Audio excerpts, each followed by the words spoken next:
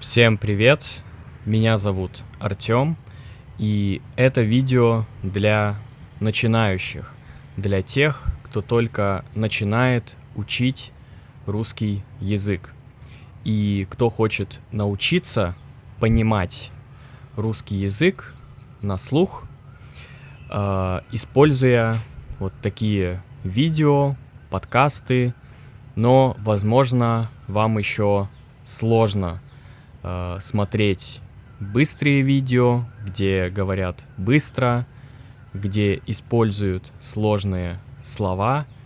Поэтому я решил вернуть эту рубрику с простыми видео на русском с субтитрами.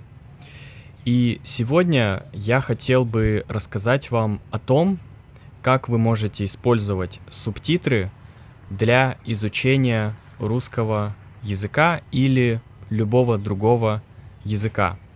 Существует такое расширение, extension, Language Reactor для браузера Chrome. Скачав его и установив, у вас будет возможность переводить субтитры на любой язык.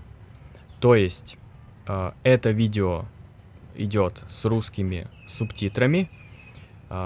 Включив это расширение, вы можете видеть сверху перевод на английский, китайский, испанский, арабский, турецкий и так далее. Я сам использую это расширение, и оно очень упрощает и ускоряет перевод. Так что включайте субтитры, скачивайте это расширение. Это, кстати, не реклама, просто это очень хороший способ учить язык, очень быстрый, эффективный.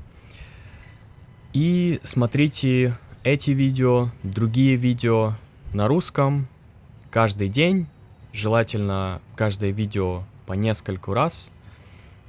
Переводите их, и с каждым разом, с каждым днем вам будет все проще и проще понимать разговорную русскую речь.